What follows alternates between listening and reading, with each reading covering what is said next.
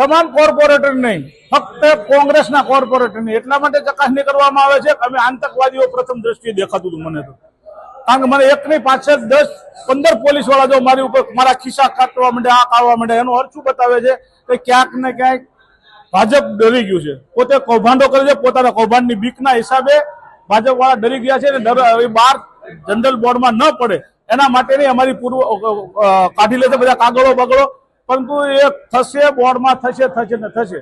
ભાજપ વાળા જે થાય એ કરે, ગમે એટલા ચેકિંગ કરે, બોર્ડમાં ઓલરેડી અમારો બોલવાનો અધિકાર તો ભાજપ વાળા છીનવી શકશે નહીં.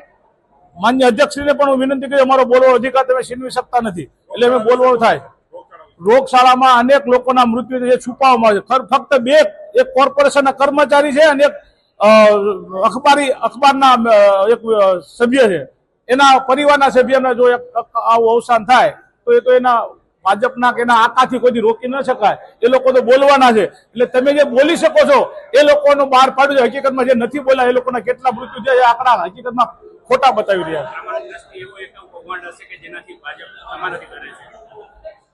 તમે કૌભાંડ તમે નથી ડરતા, મારાથી તો મને બોલવાની છૂટ શા માટે નથી આપતા? શા માટે મને રોકો છો અને તમે મને શા માટે જવાબ નથી આપતા? એનો અર્થ એ છે કે તમે મારાથી ડરો છો કારણ કે તમે કૌભાંડિયા છો, કૌભાંડ કરો છો.